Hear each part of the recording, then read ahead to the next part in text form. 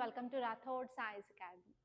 So ఈరోజు మనం ఈ క్లాస్లో ఏంటంటే 24th జులై 2024 రోజు వచ్చిన కరెంట్ అఫైర్స్ని తెలుగులో చూద్దాం.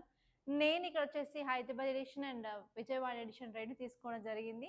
సో రెండిట్లో మోస్ట్లీ కామన్గా సేమ్ ఆర్టికల్సే ఉన్నాయి ఈ రోజు అయితే. సో పెద్ద తేడా ఏం అనిపించలేదు. అయినా సరే మీకు లాస్ట్కి ఒకసారి విజయవాడ ఎడిషన్ కూడా చూపించడం అయితే చేస్తాను. ఓకే, సో ఇక్కడ మీరు ఫస్ట్ ఫ్రంట్ పేజ్ చూసినట్టయితే ఇక్కడ ఒక ఇమేజ్ అయితే కనిపిస్తుంది. ఒక ఇమేజ్ సో కామెడీగా ఉంది. కాకపోతే ఈ ఇమేజ్ నుంచి చాలా మీరు నేర్చుకునే అవకాశం ఉందండి. ఏంటంటే ఇక్కడ మన ఫినాన్స్ మినిస్టర్ ఉన్నారు, మన ప్రైమ్ మినిస్టర్ ఉన్నారు. ఇక్కడ చూసుకుంటే ఏపీకి సంబంధించిన సీఎం అండ్ బీహార్కి సంబంధించిన సీఎం ఇద్దరు ఉన్నారు కదా. సో వీళ్ళు ఏం చేస్తున్నారంటే బడ్జెట్ ఉన్న ఫండ్స్ని అందరికీ పంచి పెడుతున్నారు అనమాట. సో ఇక్కడ ఎక్కువ ఎవరికి పంచారు అంటే ఏపీకి అండ్ బీహార్కి అని తెలుస్తుంది, వాళ్ళకి బాగా పంచారు. సో ఇక్కడ మీరు చూసుకున్నట్టయితే డిఫరెంట్ స్టేట్స్ అనేది సీట్లలో కూర్చున్నారు. వాళ్ళ ముందు ప్లేట్ సైజ్ చూడండి, కొందరికి ఏమో పెద్ద ప్లేట్స్ ఉన్నాయి, కొందరికి ఏమో చిన్న ప్లేట్స్ ఉన్నాయి. ఆ చిన్న ప్లేట్ ఒకటి తెలంగాణకి ఇచ్చారండి. సో అలా మీరు ఈ బొమ్మ చూస్తేనే మీకు కొంచెం ఐడియా అనేది వస్తుంది. సో ఇప్పుడు మీరు ఇక్కడ ఆర్టికల్ చూసినట్టయితే small servings many plates, budget కొంచెమే ఉంది కానీ పంచాల్సిన స్టేట్స్ చాలా ఉన్నాయని చెప్పి ఆర్టికల్ చెప్పడం జరిగింది. సో మోస్ట్లీ ఈరోజు మన క్లాస్ అంతా ఎకనామీ వైపే ఉంటుంది, ఎందుకంటే బడ్జెట్ పెట్టాలి కదా, ప్రవేశపెట్టారు కదండి. సో అందుకని మోస్ట్ ఆఫ్ ద ఆర్టికల్స్ ఏంటి అంటే మన ఎకనామీలో ఉన్న ప్రాబ్లమ్స్ ఏంటి, వాటిని ఎలా అరికట్టాలి అనుకుంటున్నారు, వాటిని ఎలా సాల్వ్ చేయాలి అని ఈ బడ్జెట్లో మనం క్లియర్గా ఏ సెక్టార్కి ఎంత అలాకేట్ చేశారో క్లియర్గా చూసుకోవాల్సిన అవసరం అయితే ఉంది.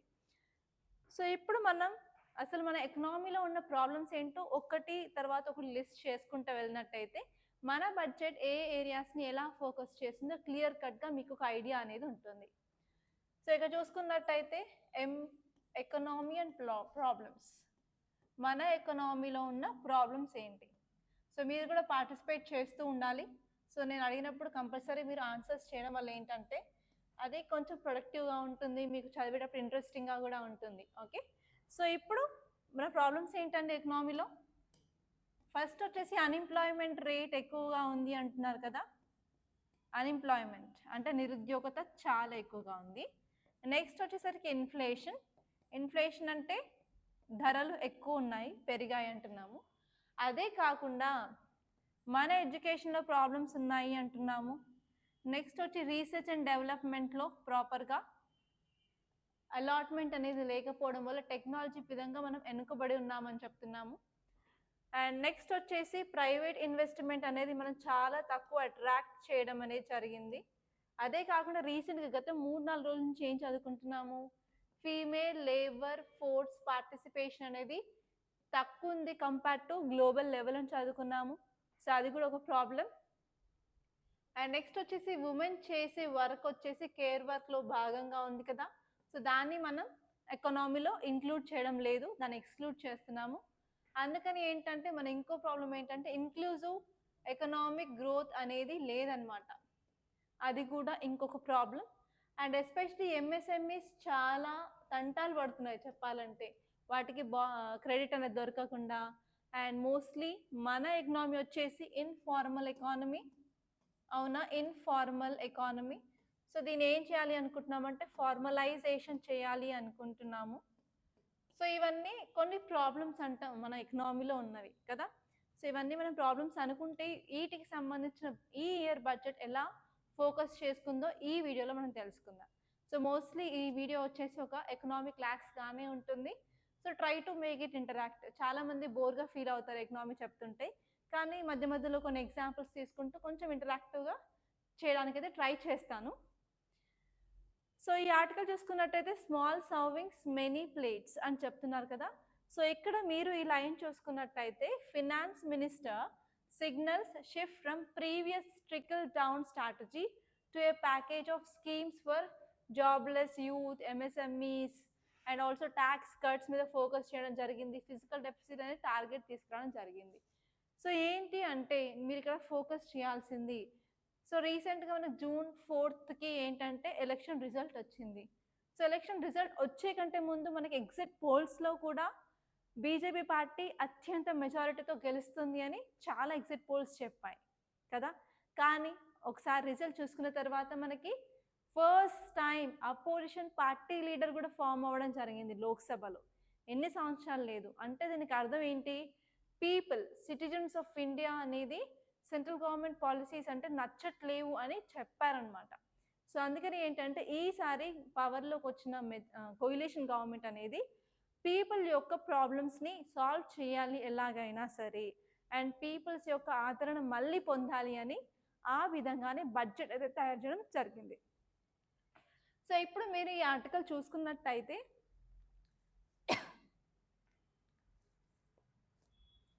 ఒకసారి మనం నోట్స్ కూడా చూసుకుందాం. ఈ ఆర్టికల్ చూసుకుంటే ఇప్పుడు ఏం చెప్తుంది అంటే, ఫినాన్స్ మినిస్టర్ సంకేతాలు మనసు పట్టి ట్రికల్ డౌన్ వ్యూహం నుండి నిరుద్యోగ యువత ఎంఎస్ఎంఈల కోసం పథకాల ప్యాకేజ్కి మారాయి. అండ్ మధ్య తరగతి కోసం పన్ను తగ్గింపులను ప్రకటించింది. జీడిపిలో ద్రవ్య లోటు లక్ష్యాన్ని అంటే ఫిజికల్ డెఫిసిట్ని 4.9%గా ఉండడానికి ఫిక్స్ అనేది చేసింది. అదే కాకుండా ఏపీకి బీహార్కి మాత్రం ఎక్కువ ప్యాకేజ్ అనేది ఇవ్వడం జరిగింది అని చెప్పి ఆర్టికల్ చెప్పడం జరుగుతుంది. మీరు ఈసారి గ్రూప్స్ రాసినట్టయితే ఐదర్ ఏపీపీఎస్సీ కానీ టీఎస్పీఎస్సీ కానీ ఈ బడ్జెట్లో ఉన్న స్కీమ్స్ వాటిలో ఉన్న డేటా అనేది చాలా ఇంపార్టెంట్. మీరు స్టేట్ సర్వీసెస్ ఎగ్జామ్ ప్రిపేర్ అవుతున్నట్టయితే. కానీ యూపీఎస్సీకి అంత ఫోకస్గా అయితే డేటా అవసరం లేదని చెప్పొచ్చు. సో ఇప్పుడు మీరు ఆర్టికల్ చూసుకున్నట్టయితే ఏం చెప్తుంది అంటే, మనకి స్ట్రాటజిక్ షిఫ్ట్ ఇన్ బడ్జెటింగ్ అని తెలుస్తుంది. ఎస్పెషల్లీ ఈసారి ఎలక్షన్స్ రిజల్ట్స్ ఆధారంగా మనకి పీపుల్ దేనికి డిస్కంటెంట్, ఎందుకు అసలు సాటిస్ఫై అవ్వలేకపోయారు ఈ మోడీ గవర్నమెంట్ అని వాళ్ళు రీసెర్చ్ చేసి ఆ ప్రాబ్లమ్స్ మీద అయితే ఫోకస్ చేయడం అయితే జరిగింది అని ఫస్ట్ పాయింట్ అయితే చెప్పడం జరిగింది. సో నెక్స్ట్ వచ్చేసి ఈవెన్ ట్యాక్స్లో కూడా ట్యాక్స్ కట్ని ప్రపోజ్ చేశారు. అదే కాకుండా ట్యాక్స్ని తగ్గించడం కూడా చేశారు. దానివల్ల ఏంటంటే ఎస్పెషలీ మధ్యతరగతి కుటుంబాల మీద చాలా ఇంపాక్ట్ అనేది ఉండడం జరుగుతుంది. అండ్ దానివల్ల ఏంటంటే వాళ్ళు సేవింగ్స్ కూడా ఇంక్రీజ్ అనేది చేసుకోగలుగుతారనమాట. సో నెక్స్ట్ వచ్చేసి investment in human capital. So నిరుద్యోగత ఎందుకు పెరుగుతుంది అంటే ప్రాపర్గా స్కిల్ అనేది లేకపోవడం వల్ల. సో వాళ్ళు కాలేజెస్కి యూనివర్సిటీస్కి వెళ్ళి విద్యని అభ్యసించినా కూడా వాళ్ళకి ప్రాపర్గా స్కిల్ అనేది ఉండట్లేదు. సో అందుకని స్కిల్ మీద ఫోకస్ చేసి ఎంప్లాయ్మెంట్ అనేది ఇంక్రీజ్ చేయొచ్చు అని చెప్పి వాళ్ళు long term economic growth stability మీద ఫోకస్ చేయడం అయితే జరిగింది. సో నెక్స్ట్ వచ్చేసి వాళ్ళు ఎంఎస్ఎంఈస్ మీద కూడా ఫోకస్ చేస్తున్నారు.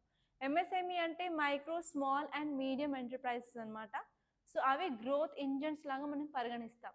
ఎందుకు అంటే అవి ఎంప్లాయ్మెంట్ అనేది క్రియేట్ చాలా చేస్తుంది కాబట్టి. అండ్ మోస్ట్లీ అది ఇన్ఫార్మల్ సెక్టార్ కిందే వస్తుంది.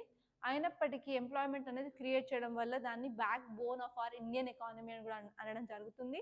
సో వాటికి సపోర్ట్ ఇవ్వడం వల్ల మనం ఈ అన్ఎంప్లాయ్మెంట్ని తగ్గించవచ్చు. సో నెక్స్ట్ వచ్చేసి మనం రీజనల్ డెవలప్మెంట్ కూడా ఫోకస్ చేయడం జరిగింది. ఎస్పెషలీ బీహార్ అండ్ ఆంధ్రప్రదేశ్ ఆ స్టేట్స్కి మాత్రం కొంచెం రీజనల్ డిస్పారిటీస్ ఉన్నందువల్ల ఎకనామిక్ డెవలప్మెంట్ కానీ కొంత అలాట్మెంట్ చేశారు. బట్ మిగతా స్టేట్స్ లైక్ తెలంగాణ కానీ కర్ణాటక, కేరళ, ఇప్పుడు నార్త్కి వెళ్తే యూపీ, ఉత్తరాఖండ్, మరి అవేం చేస్తాయి, వాటికి ఎందుకు ఇవ్వలేదు అనే క్వశ్చన్ నేను అడుగుతున్నాను. సో ఒకసారి దాని గురించి కూడా ఆలోచించి మీ కమెంట్స్ని కింద కమెంట్ బాక్స్లో పెట్టండి. సో నెక్స్ట్ వచ్చేసి ఏంటంటే ఫిజికల్ రెస్పాన్సిబిలిటీ కూడా ఫోకస్ చేయడం జరిగింది. అంటే ఫిజికల్ డెఫిసిట్ ఎప్పుడైనా సరే గవర్నమెంట్కి వచ్చే ఆదాయం కన్నా ఖర్చు ఎక్కువ ఉంటుంది. సో ఈవెన్ చాలామంది మిడిల్ క్లాస్ ఫ్యామిలీస్ కూడా అంతే కదా, 10,000 వస్తున్నాయి అనుకోండి జీతం, ఖర్చు ఎంత ఉంటుంది? 15,000 ఉంటుంది. సో అలా ఏంటంటే డెఫిసిట్లోనే ఎప్పుడు ఉండడం జరుగుతుంది మన ఇండియన్ గవర్నమెంట్. దాన్ని ఏమంటారు అంటే ఫిజికల్ డెఫిసిట్. అది ఎంత మెయింటైన్ చేయాలని టార్గెట్ ఉంది ఇప్పుడు అంటే 4.9% అనేది టార్గెట్ అనేది విధించడం జరిగింది. సో ఇదండి ఈ ఆర్టికల్ చెప్తుంది. సో ఇప్పుడు మీరు హైదరాబాద్ ఎడిషన్లోకి వెళ్ళి నెక్స్ట్ పేజ్లోకి వెళ్ళినట్టయితే ఇక్కడ ఒక ఆర్టికల్ ఉంది. ఈ ఆర్టికల్ ఏం చెప్తుందంటే path way to inclusive growth. For example women, ఆడవాళ్ళు చేసే పని అంతా అసలు నేషనల్ ఇన్కమ్లో కౌంట్ అవ్వట్లేదు. అంటే వీఆర్ ఎక్స్క్లూడింగ్, మనం ఎక్స్క్లూడ్ చేస్తున్నాం. అలా కాకుండా మన గ్రోత్ అనేది ఇంక్లూజివ్ గ్రోత్ ఉండాలి అని చెప్పి ఈ ఆర్టికల్ అయితే చెప్పడం జరిగింది. సో ఒకసారి వీడియో పాజ్ చేసి ఇంక్లూజివ్ గ్రోత్ చేయడానికి ఎలాంటి వాటి మీద మన బడ్జెట్ అనేది ఫోకస్ చేయాలో కొంచెం ఆలోచించి అట్లీస్ట్ ఒక 3-4 పాయింట్లు అయితే మీరు కంపల్సరీ ఇవ్వండి. సో ఇలాగే చేస్తాం మేము ఆఫ్లైన్లో అయితే. నేను టైటిల్ చదివేసి స్టూడెంట్స్కి టైం ఇచ్చేస్తాను. సో ఇవ్వండి, మీరు ఎలాగైనా చేస్తారు అని చెప్పి బూస్టప్ అయితే ఉంటుంది ఆఫ్లైన్ క్లాస్లో. కాకపోతే అది ఆన్లైన్లో ఉండదు కదా. సో అందుకనే చెప్తున్నాను, జస్ట్ పాజ్ చేసి ఆలోచించండి ఎక్కడ మనం ఫోకస్ చేయాలి ఇన్క్లూజివ్ గ్రోత్ తీసుకురావడానికి అని.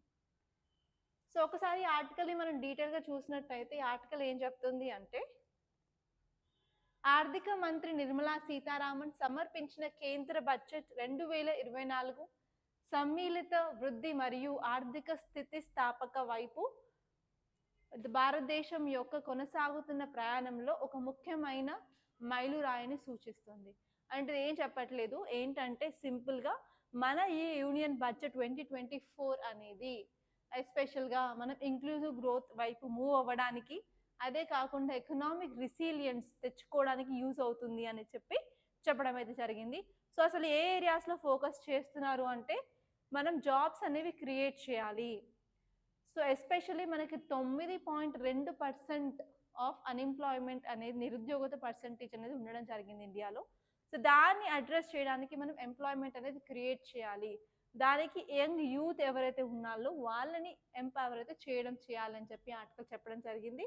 సో దానివల్ల ఏంటంటే లాంగ్ టర్మ్లో చాలా దూరం వైపు మనం లాంగ్ టర్మ్లో ఆలోచిస్తున్నట్టు ఉంటుంది. అదే కాకుండా లాంగ్ టర్మ్ ఎకనామిక్ స్టెబిలిటీ కూడా మనకి చాలా యూజ్ అవుతుంది.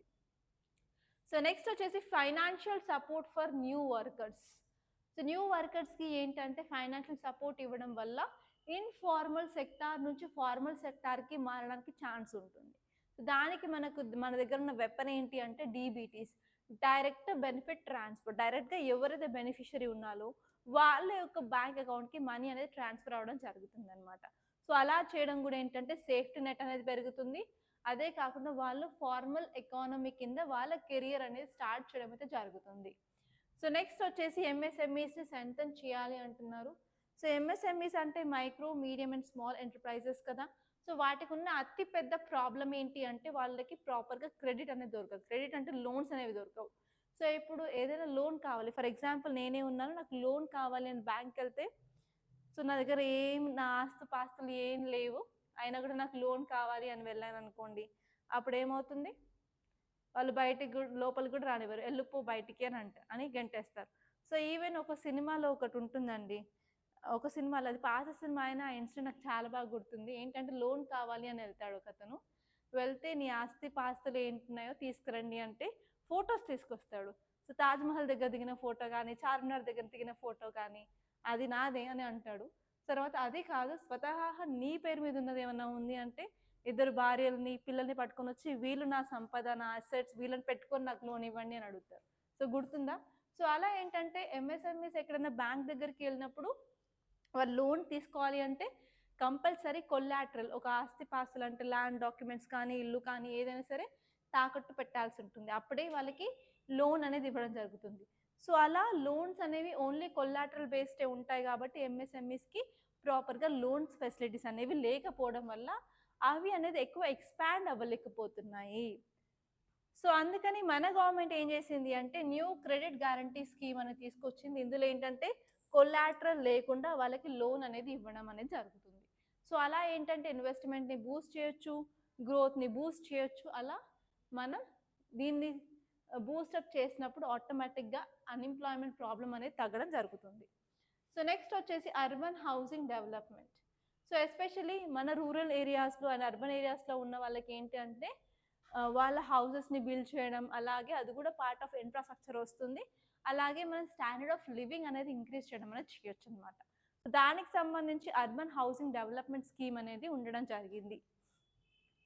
అండ్ నెక్స్ట్ వచ్చేసి ట్యాక్సెస్ ఏవైతే ఉన్నాయో, మన దగ్గర ఉన్న ట్యాక్స్ లాస్ అనేవి చాలా కాంప్లెక్స్గా ఉన్నాయి కాబట్టి చాలామంది ట్యాక్స్ అర్థం చేసుకోలేక కట్టలేకపోయిన పరిస్థితిలో ఉన్నారు. సో అందుకని ఏంటంటే చాలా వరకు ట్యాక్స్ ఎవేషన్, ట్యాక్స్ అవాయిడెన్స్ అనేది జరుగుతుంది. సో అది తగ్గించడానికి ఏంటంటే ఈ ట్యాక్స్ పేయింగ్ అంతా కలిపి చాలా సింపుల్ ఫినామినన్లో, అదే కాకుండా ట్యాక్స్ లాస్ని సింప్లిఫై చేయడం వల్ల ఏంటంటే కంప్లైంట్స్ అనేది ఇంక్రీజ్ చేయొచ్చు. కంప్లైంట్స్ అంటే ఎంతమంది కడుతున్నారు ట్యాక్స్, అలా ఇంక్రీజ్ చేయడం వల్ల ఏంటంటే మన యొక్క అంటే గవర్నమెంట్ యొక్క రెవెన్యూ అనేది పెరగడం జరుగుతుంది ట్యాక్స్ నుంచి. సో వాటిని డెవలప్మెంట్ ప్రాజెక్ట్స్కి యూజ్ చేయడం జరుగుతుంది. సో నెక్స్ట్ వచ్చేసి సస్టైనబుల్ ఎనర్జీ ఇనిషియేటివ్స్. సో వాళ్ళు ఏంటంటే ఎకనామిక్ డెవలప్మెంట్ ఒక్కటే ఇంపార్టెంట్ కాదు, ఎప్పుడైనా సరే ఎకనామిక్ డెవలప్మెంట్ మీద ఫోకస్ చేసినప్పుడు ఎన్వైర్న్మెంట్ మీద నెగటివ్ ఇంపాక్ట్ అయితే కంపల్సరీ ఉంటుంది. సో ఇప్పుడు మనం అందరం మాట్లాడుతున్నాం క్లైమేట్ చేంజ్ అవుతుంది, దానివల్ల ఇంపాక్ట్స్ ఉన్నాయి, గ్లోబల్ వార్మింగ్ జరుగుతుంది, ఈ గ్లేషియర్స్ అనేవి మెల్ట్ అవుతున్నాయి, సీ లెవెల్ అనేది ఇంక్రీజ్ అవుతుంది, అదే కాకుండా హీట్ వేవ్స్ వస్తున్నాయి, ఫారెస్ట్ ఫైర్స్ జరుగుతున్నాయి. సో ఇవన్నీ ఏంటి అంటే మనం ఎన్వైర్న్మెంట్ని నెగ్లెక్ట్ చేసినప్పుడు ఇవన్నీ వస్తాయి. సో అలా నెగ్లెక్ట్ చేయకుండా సో ఎకానమీ అండ్ ఎన్వైర్న్మెంట్ అనేది ఒక బ్యాలెన్స్లో ఉండాలి అని చెప్పి ఈవెన్ ఎన్వైర్న్మెంట్ రెసిలియన్స్ టెక్నాలజీస్ కూడా ఫోకస్ చేయడం అయితే జరిగింది. అదే కాకుండా మనం ఎంటర్‌ప్రెన్యూర్స్‌ని కూడా ఇంప్రూవ్ అనేది చేయాలి. ఎంటర్‌ప్రెన్యూర్స్ ఎప్పుడు మనం సపోర్ట్ చేయొచ్చు అంటే ఈ ఏంజెల్ ట్యాక్స్ అనేది రిమూవ్ చేసినప్పుడు. ఏంజెల్ ట్యాక్స్ అనేది రిమూవ్ చేస్తే మనకి స్టార్టప్ ఎకోసిస్టమ్ అనేది మంచిగా పెరగడం అనేది జరుగుతుంది. సో ఎప్పుడైతే సరే ఎంటర్‌ప్రెన్యూర్స్, స్టార్టప్స్ బూస్టప్ అవుతే ఓవరాల్‌గా ఎకనామీ అనేది మంచి పొజిషన్‌లో ఉండడం జరుగుతుంది. సో ఇవండి ఇంపార్టెంట్ పాయింట్స్ ఈ టాపిక్‌లో. సో మీరు ఒకసారి హైదరాబాద్ ఎడిషన్ చూసినట్టయితే ఇక్కడ సేమ్ అదే ఏంజెల్ ట్యాక్స్ అని ఇచ్చారు కదా. సో ఇక్కడ మీరు ఫోకస్ చేయాల్సింది ఆ వర్డ్ మీద, ఏంజెల్ ట్యాక్స్ అంటే ఏంటి అని. సో 2016లో ఆల్రెడీ క్వశ్చన్ అయితే రావడం జరిగింది ప్రిలిమ్స్లో ఏంజెల్ ట్యాక్స్ గురించి.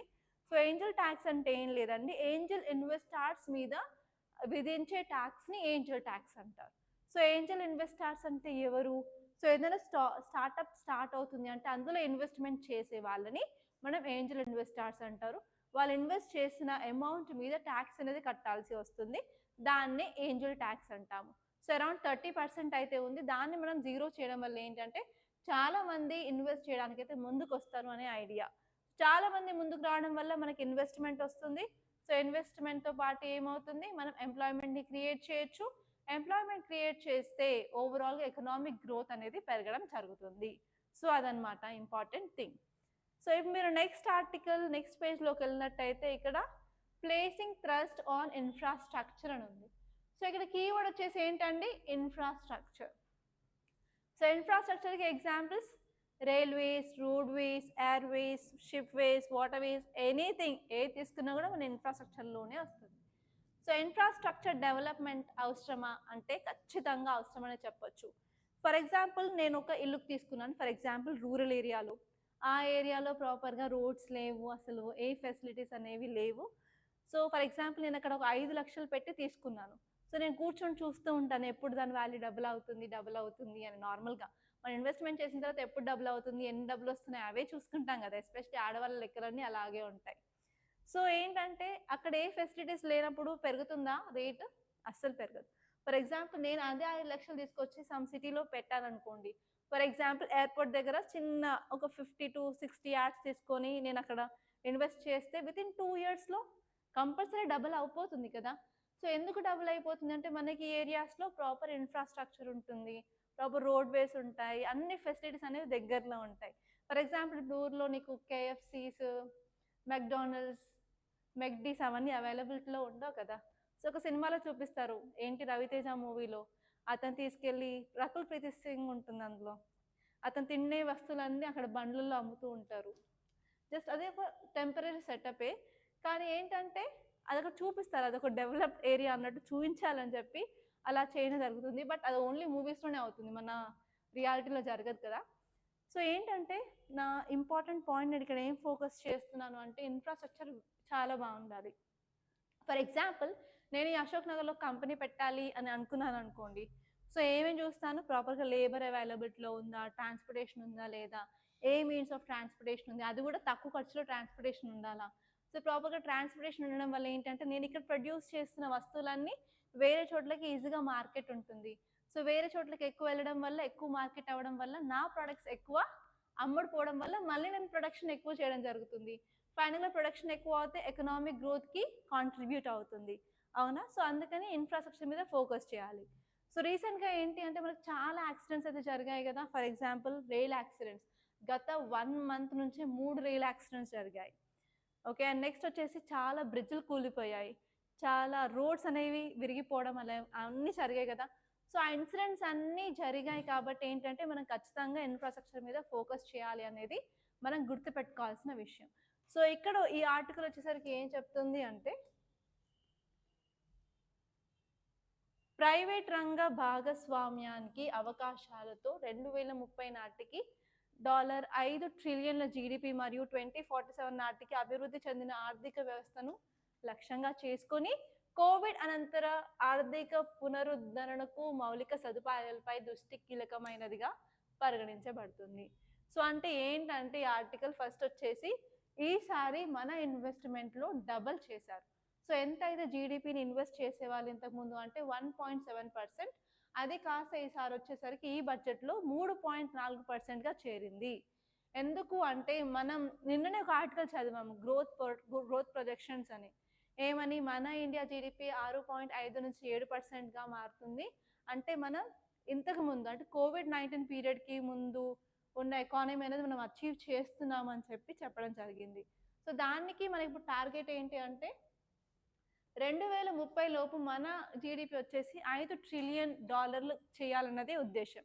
సో ఎప్పుడైనా సరే ప్రొడక్షన్, ఇన్వెస్ట్మెంట్ ఎవ్రీథింగ్ చేయాలి అంటే ప్రాపర్గా ట్రాన్స్పోర్టేషన్ ఇన్ఫ్రాస్ట్రక్చర్ ఉన్నప్పుడు మనకి ఫారెన్ ఇన్వెస్ట్మెంట్ కానీ ప్రైవేట్ ఇన్వెస్ట్మెంట్ కానీ రావడం జరుగుతుంది. సో అందుకనమాట ఇదంతా ఫోకస్ చేస్తున్నారు. సో ఇక్కడ మీరు చూసినట్టయితే డబ్లింగ్ ఆఫ్ ఇన్ఫ్రాస్ట్రక్చర్ అని చెప్తున్నారు. 1.7 నుంచి 3.4% అనేది ఇక్కడ స్పెండ్ చేయడం జరుగుతుంది. నెక్స్ట్ వచ్చేసి ఓన్లీ రూరల్ ఏరియాస్ కాదు, ఓన్లీ అర్బన్ ఏరియాస్ కాదు. సో రెండింటి మీద ఈక్వల్ బ్యాలెన్స్ ఉండేటట్టు చూసుకుంటున్నారు ఇన్ఫ్రాస్ట్రక్చర్ డెవలప్మెంట్ అనేది. అండ్ నెక్స్ట్ వచ్చేసి ఈవెన్ ప్రైవేట్ సెక్టార్ని కూడా ఇన్వాల్వ్ చేయాలి అనుకుంటున్నారు. సో ఎప్పుడైతే మనకు ప్రైవేట్ సెక్టార్ ఇన్వాల్వ్మెంట్ అనేది ఇంక్రీజ్ అయితే మనకి 3 అడ్వాంటేజెస్ ఉంటాయి, మీరు ఎప్పుడు గుర్తుపెట్టుకోవాలి. So private sector and government sector increase అయినప్పుడు, సో ఇప్పుడు మీరు గవర్నమెంట్ హాస్పిటల్కి ప్రైవేట్ హాస్పిటల్కి వెళ్తే ఎన్ని తేడాలు ఉంటాయి? చాలా తేడాలు ఉంటాయి కదా. సో ఆ తేడాలన్నీ మనకి ఇన్ఫ్రాస్ట్రక్చర్లో పెట్టొచ్చు కదా. ఏమేమి తేడాలు కనిపించాయి మీకు? ప్రాపర్గా శానిటేషన్, నీట్నెస్ అస్సలు ఉండదు గవర్నమెంట్ హాస్పిటల్లో. కానీ ప్రైవేట్లో ఊరికే తుడుస్తుంటారు. ఎక్కడికి వెళ్ళినా మనకి ఫిలైల్ వాసన, స్పిరిట్ వాసన అదే వస్తుంటుంది. క్లీన్ ఎన్వైరన్మెంట్ అదే ఉంటుంది.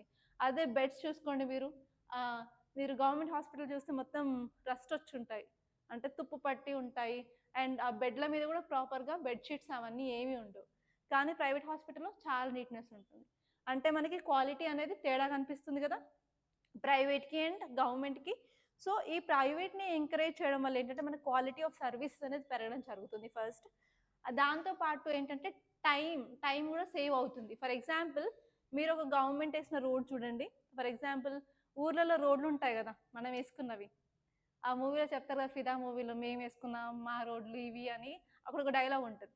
సో మీరు అది చూసుకున్నట్టయితే నార్మల్గా వేరే రోడ్లు వెతకండి, లేకపోతే టాల్ గేట్ టాల్ వచ్చిన డోర్స్ చూసుకున్నట్టయితే మీకు చాలా డిఫరెన్స్ ఉంటుంది. అక్కడ మీరు నార్మల్గా ఈ రోడ్లో వెళ్తే గంటన్నర వెళ్ళేది, అక్కడికి వెళ్తే ½ అన్ అవర్లో వెళ్ళొచ్చు. అండ్ నీట్నెస్ కానీ చుట్టుపక్కల చెట్లు కానీ అవన్నీ చాలా నీట్ అట్మాస్ఫియర్ అనేది ఉంటుంది. సో అలా మీరు ప్రైవేట్ ఇన్వెస్ట్మెంట్ అని ఎంకరేజ్ చేయడం వల్ల క్వాలిటీ పెరుగుతుంది, కాంపిటీషన్ పెరుగుతుంది, అండ్ టైం కూడా తగ్గడం జరుగుతుంది. అండ్ వరల్డ్ క్లాస్ టెక్నాలజీ అయితే వస్తుంది అనమాట. సో ఇదన్నమాట దీని గురించి. అండ్ నెక్స్ట్ వచ్చేసి మనకి లాంగ్ టర్మ్ గోల్స్ మీద ఫోకస్ చేస్తున్నారు. అంటే 2030 నాటికి మన ఎకనామీ వచ్చేసి $5 ట్రిలియన్ జీడిపి అనేది పెరగాలని చెప్తున్నారు. సో అదే కాకుండా మనకు వరల్డ్ క్లాస్ ఇన్ఫ్రాస్ట్రక్చర్ కూడా ప్రైవేట్ వాళ్ళని ఇంక్లూడ్ చేయడం వల్ల వస్తుంది. కాబట్టి దాని మీద కూడా మనం ఫోకస్ చేయాల్సిన అవసరం ఉంది అని చెప్పి ఈ బడ్జెట్లో అయితే చెప్పడం జరిగింది. క్లియర్? ఏ డౌట్స్ లేవు కదా. ఓకే, నెక్స్ట్ చాలా ఇంపార్టెంట్ అండి. ఏంటంటే 5 new schemes to aid job creation.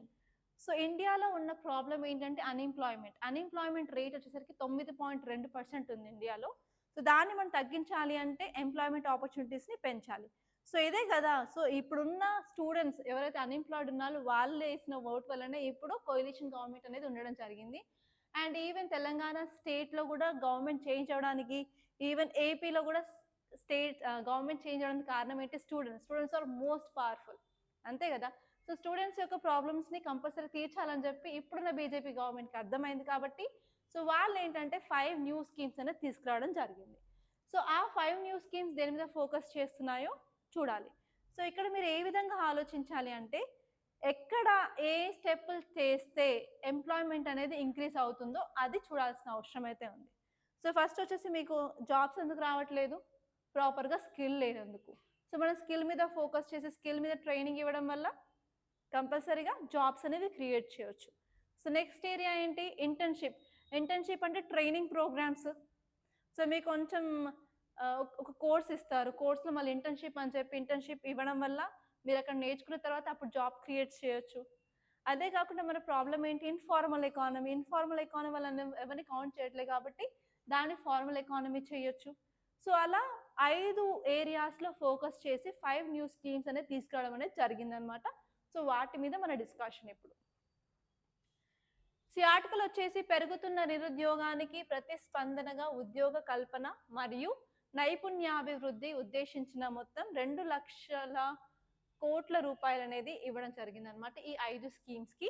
అవి ఎక్కడెక్కడ ఫోకస్ చేస్తున్నాయంటే ఫస్ట్ వచ్చేసి ఫస్ట్ టైం వర్కర్స్ ఎవరైతే ఉన్నారో వాళ్ళని ఫార్మలైజ్ చేయడానికి వాళ్ళకి డీబీటీ అనేది చేస్తున్నారు, డైరెక్ట్ బెనిఫిట్ ట్రాన్స్ఫర్ అనేది. అండ్ నెక్స్ట్ స్కీమ్ వచ్చేసి మ్యానుఫ్యాక్చరింగ్ సెక్టార్లో కొంత ఎంప్లాయ్మెంట్ అనేది ఎక్స్ట్రా క్రియేట్ చేయడానికి చూస్తున్నారు సెకండ్ వచ్చేసి. అండ్ థర్డ్ వచ్చేసి ఇన్సెంటివైజ్ చేస్తున్నారు ఎంప్లాయీస్ని, అంటే ఎస్పెషలీ వాళ్ళని ఏంటంటే కంపెనీస్ని ఇంకా కొన్ని అడ్మిషన్స్ అంటే ఇంకొన్ని జాబ్స్ అనేవి క్రియేట్ చేయండి అని చెప్పి న్యూ హైరింగ్కి మీద ఫోకస్ చేస్తున్నారు. నెక్స్ట్ వచ్చేసి స్కిల్ డెవలప్ చేయడం వల్ల ఆటోమేటిక్గా ఎంప్లాయ్మెంట్ అనేది క్రియేట్ అవుతుంది. సో నెక్స్ట్ వచ్చేసి ఇంటర్న్షిప్ ప్రోగ్రామ్స్ మీద కూడా ఫోకస్ చేయాలి అని చెప్పడం అయితే జరిగింది. సో ఇలా 5 స్టెప్స్ వల్ల ఏంటంటే ఎంప్లాయ్మెంట్ అనేది క్రియేట్ చేయాలి అని చెప్తున్నారు. ఎందుకు వీళ్ళు ఎంప్లాయ్మెంట్ మీద ఎక్కువ ఫోకస్ చేస్తున్నారు అంటే రీసెంట్గా మన ప్రైమ్ మినిస్టర్ ఒక స్టేట్మెంట్ ఇచ్చారు. ఏంటంటే మేము గత 3 సంవత్సరాలుగా 8 కోట్ల ఎంప్లాయ్మెంట్ ఆపర్చునిటీస్ అనేది జాబ్స్ క్రియేట్ చేశామని చెప్పారు. కానీ వేరే రిపోర్ట్స్ చూస్తే మాత్రం ఎంప్లాయ్మెంట్ రేట్ వచ్చేసి చాలా తక్కువ క్రియేట్ అయింది, అంత క్రియేట్ అవ్వలేదు. అయినప్పటికీ మన ఇండియాలో 9.2% అన్ఎంప్లాయ్మెంట్ రేట్ ఉంది అని చెప్పి జస్ట్ 3 days బ్యాకే మనం చూడడం జరిగింది కదా. సో మీరు అక్కడ ఏవే చదువుకున్నారో ఎవ్రీడే అవన్నీ మళ్ళీ రివైజ్ చేస్తూ ఉండాలి. సో నాకు ఏ పని లేదు, ఇదే పని, ఏం చెప్పాను అది ఎలా కనెక్ట్ చేసుకోవాలి. సో మీరు మాత్రం నోట్స్ రాస్తూ ఉండాలి క్లాస్ చెప్పేటప్పుడు. అలా రాస్తున్నప్పుడు ఏంటంటే ఇంతకుముందు చెప్పిన పాయింట్ నిజంగా చెప్పానా లేదా అని మీరు క్రాస్ చెక్ చేసుకోవడానికి కూడా జస్ట్ పేజీలు తిప్పేస్తే మీకు తెలుస్తుంది. అండ్ మీకు రివిజన్కి కూడా చాలా యూజ్ అవుతుంది. ఓకే, ఇదండి ఆర్టికల్. సో నెక్స్ట్ వచ్చేసి budget gives fresh impetus to clean energy schemes. So ఎప్పుడైనా సరే మనం ఎకనామీ మీద ఫోకస్ చేయడం, డెవలప్మెంట్ మీద ఫోకస్ చేయడం వల్ల ఏంటంటే ఎన్వైర్న్మెంట్ మీద మనం కాంప్రమైజ్ అవుతూనే ఉంటాం. ఫర్ ఎగ్జాంపుల్ ఇండస్ట్రీస్ని పెంచాలి అంటాం ఎంప్లాయ్మెంట్ కోసం. ఇండస్ట్రీస్ ఊరికే ఉంటాయా, దాని పెద్ద పెద్ద పైపులు ఉంటాయి, పైప్ నుంచి మొత్తం పొగ వస్తూనే ఉంటుంది. ఓకే, సో అలా ఫర్ ఎగ్జాంపుల్ సాఫ్ట్వేర్లో జాబ్స్ క్రియేట్ చేయాలన్నాం అనుకోండి, సాఫ్ట్వేర్ ఎలా ఉంటుంది, అన్ని ఏసీలు పెట్టాలా, పెద్ద పెద్ద చైర్లు పెట్టాలి, ఇన్ఫ్రాస్ట్రక్చర్, కంప్యూటర్స్, వాటికి పవర్ కావాలా. పవర్ ఎక్కడి నుంచి వస్తుంది మనకి ఇండియాలో? థర్మల్. అది అగైన్ మళ్ళీ కార్బన్ డైఆక్సైడ్ రిలీజ్ చేస్తుంది. ఈవెన్ ఏసీస్ అన్ని పెడితే ఏమవుతుంది, సిఎఫ్సిస్, క్లోరోఫ్లోరో కార్బన్స్ రిలీజ్ చేస్తుంది. వాటి వల్ల ఓజోన్ డిప్లేషన్ అవుతుంది. అదే కాకుండా మీరు ఇప్పుడు ఏమంటారు, జాబ్ చేస్తున్నా నా స్టేటస్ పెరిగింది, ఇంతకుముందు నడుచుకుంటూ వెళ్ళేదాన్ని, ఇప్పుడు నేను బైక్ కొంటాను అని చెప్పి అందరు బైకులు తీసుకుంటారు, కార్లు తీసుకుంటారు. ఇంతకుముందు నడుచుకుంటూ వెళ్ళేవారు, ఇప్పుడు ఇక్కడ నుంచి ఇక్కడ కూడా ఆటోలో వెళ్ళడం కానీ, క్యాబ్స్ బుక్ చేసుకోవడం, ర్యాపిడో, ఇవన్నీ ఈజీగా యాక్సెస్ అవ్వడం వల్ల ఏమవుతుంది, ఇంకా పొల్యూషన్ జరుగుతుంది. సో ఏంటంటే మనకున్న టార్గెట్ ఏంటంటే కార్బన్ న్యూట్రాలిటీ అనేది మనం 2070లో తీసుకురావాలి అనమాట. మన ప్రైమ్ మినిస్టర్ COP26లో ఎవరిని అడగకుండా, అసలు ఒపీనియన్ తీసుకోకుండా డైరెక్ట్ ఒక స్టేట్మెంట్ చేసి వచ్చారు, ఇండియా కార్బన్ న్యూట్రాలిటీ 2070లో అవుతుంది అని. దానికి తగ్గ స్టెప్స్ తీసుకోవాలి కదా, చెప్పడం వదిలేయడం it's not a good thing కదా. సో దానికి తగ్గ స్టెప్స్ తీసుకోవాలి. కాబట్టి ఈ బడ్జెట్లో ఏంటంటే క్లీన్ ఎనర్జీ స్కీమ్స్ మీద కూడా ఫోకస్ చేయడం అయితే జరిగింది. అండ్ ఈ క్లీన్ ఎనర్జీస్కి మనకి ఏమేమి ఉన్నాయి, సోలార్ ఎనర్జీ ఉంది, విండ్ ఎనర్జీ ఉంది, జియో థర్మల్ ఉంది, హైడ్రో పవర్ ఉంది, న్యూక్లియర్ పవర్ ఉంది. కానీ ఈ ఆర్టికల్లో రెండింటి గురించి చెప్పారు. ఒకటి ఏంటంటే సోలార్ పవర్ గురించి, అండ్ నెక్స్ట్ వచ్చేసి ఎస్ఎంఆర్ అంటే స్మాల్ మాడ్యులర్ న్యూక్లియర్ రియాక్టర్స్ మీద వాళ్ళు ఫోకస్ చేసి గ్రీన్ ఎనర్జీని అనేది పెంచుతాము అన్నట్టు చెప్పారు. సో ఇక్కడ మీరు సోలార్ తీసుకున్నట్టయితే వీటికి సంబంధించిన స్కీమ్స్ ఏమున్నాయి మనకి, ప్రధానమంత్రి సూర్యఘర్ ముఫ్తీ బిజ్లీ యోజన ఉంది కదా. సో అదేంటంటే సోలార్ రూఫ్ టాప్స్ అని పెట్టుకోవడానికి గవర్నమెంట్ అనేది సబ్సిడీ కూడా ఇస్తుంది అనమాట. సో ఆ స్కీమ్ మీద కూడా వాళ్ళు ఎక్కువ సబ్సిడీస్ అనేది అయితే ప్రొవైడ్ చేయడం అనేది చేస్తాను అని చెప్పి చెప్తున్నారు. సో ఒక్కసారి దీన్ని క్లియర్గా చూసుకున్నట్టయితే ఆర్థిక మంత్రి నిర్మలా సీతారామన్ యొక్క బడ్జెట్ ప్రసంగం క్లీన్ ఎనర్జీ కార్యక్రమాలకు, ముఖ్యంగా ప్రధానమంత్రి సూర్యఘర్ ముఫ్తీ బిజ్లీ యోజనకు మద్దతుకి చెప్పింది. అండ్ ఇది సబ్సిడీ రూఫ్ టాప్ సోలార్ ఇన్స్టలేషన్ల కోసం ఎంత అలాట్ చేశారు? రూపాయలు 10,000 కోట్లకు పైగా ఈ స్కీమ్కి అనేది అలాట్ చేయడం అయితే జరిగింది. సో ఇప్పుడు మీరు దీన్ని కొంచెం క్లియర్గా చూసుకున్నట్టయితే దీన్ని బట్టి మనకి ఏమర్థమవుతుంది? సోలార్ ఎనర్జీ మీద మన గవర్నమెంట్ అనేది చాలా ఎక్కువ ఫోకస్ చేస్తుంది అని కూడా అర్థమవుతుంది. అదే కాకుండా వాళ్ళకి కొల్లాటరల్ ఫ్రీ లోన్స్ అనేది ఇవ్వడం జరుగుతుంది. సో ఇఫ్ నేను వెళ్ళి బ్యాంక్ దగ్గరికి వెళ్ళి నేను సోలార్ రూఫ్ టాప్ పెట్టాలి అనుకుంటున్నాను, నాకు కొంచెం సబ్సిడీ ఇవ్వండి అంటే సో వాళ్ళు సబ్సిడీ ఇవ్వడం జరుగుతుంది. అలాగే కొల్లాటరల్ అంటే తాకట్టు లేకుండా లోన్స్ కూడా అయితే ఇవ్వడం అయితే జరుగుతుంది అనమాట. ఓకే, అండ్ ఆల్సో వాళ్ళు న్యూక్లియర్ ఎనర్జీ మీద కూడా ఫోకస్ చేయడం జరిగింది. ఎందుకంటే ఫ్యూచర్లో మన క్లీన్ ఎనర్జీ అనేది న్యూక్లియర్ సోర్స్ కాబట్టి. అండ్ ఎస్పెషలీ మన R&D రీసెర్చ్ అండ్ డెవలప్మెంట్ మీద కూడా వాళ్ళు ఇన్వెస్ట్మెంట్ అయితే చేయడం అయితే చేస్తున్నారు. కాకపోతే మనం వేరే కంట్రీస్తో పోల్చుకున్నట్టయితే ఇండియాలో రీసెర్చ్ అండ్ డెవలప్మెంట్ మీద చాలా తక్కువే ఉంటుంది. అండ్ అదే కాకుండా న్యూ స్కీమ్స్ మీద అంత ఫోకస్ అయితే చేయట్లేదు అని చెప్తున్నారు. ఓన్లీ ఆ 2 ఆల్రెడీ ఉన్న వాటి మీదనే ఫోకస్ చేయడం అయితే చేశారు. అదే కాకుండా ప్రైవేట్ సెక్టార్ని కూడా ఇందులో ఇంక్రీజ్ చేయాలనుకుంటున్నారు. ఆల్రెడీ ఇంతకుముందే మనం ప్రైవేట్ సెక్టార్ ఇంక్లూడ్ చేయడం వల్ల ఏమేమి అడ్వాంటేజెస్ ఉంటాయో క్లియర్గా నేను చెప్పడం అయితే చేశాను. సో నెక్స్ట్ లాస్ట్ ఆర్టికల్ అండి ఏంటంటే women friendly schemes get a push. So especially మీకు ఆల్రెడీ 4 to 5 days నుంచి నేను ఇదే మాట చెప్తున్నాను, women participation in labour force అనేది చాలా తక్కువగా ఉంది. సో 2018 నుంచి 2024 వరకు 22 వరకు చూసుకున్నట్టయితే 26% నుంచి 34 వరకు పెరిగింది అని చెప్తున్నారు. కానీ మనం వేరే కంట్రీస్తో చూసుకున్నట్టయితే చాలా తక్కువ. ఎందుకంటే ఇప్పుడు మన పాపులేషన్ చూసుకున్నట్టయితే 50% మెన్ ఉంటే 50% ఉమెన్ ఉంటారు కదా. సో అయినప్పటికీ పర్సంటేజ్ వచ్చేసరికి 34% మాత్రమే ఉమెన్ అనేది పార్టిసిపేట్ చేయడం అనేది చేస్తున్నారు. సో దానికి తగ్గ మనం ఎందుకు తక్కువ పార్టిసిపేషన్ ఉంది అవన్నీ మనం చూసాం. సో ఇక్కడ వచ్చేసరికి ఏంటంటే గవర్నమెంట్ ఈ గర్ల్స్కి కానీ ఉమెన్కి కానీ ఏంటంటే వాళ్ళ యొక్క పార్టిసిపేషన్ ఎక్కువ ఉండాలని చెప్పి కొన్ని స్కీమ్స్ అయితే తీసుకురావడం జరిగింది. ఓకే, కొన్ని స్టెప్స్ అయితే తీసుకుంటున్నారు.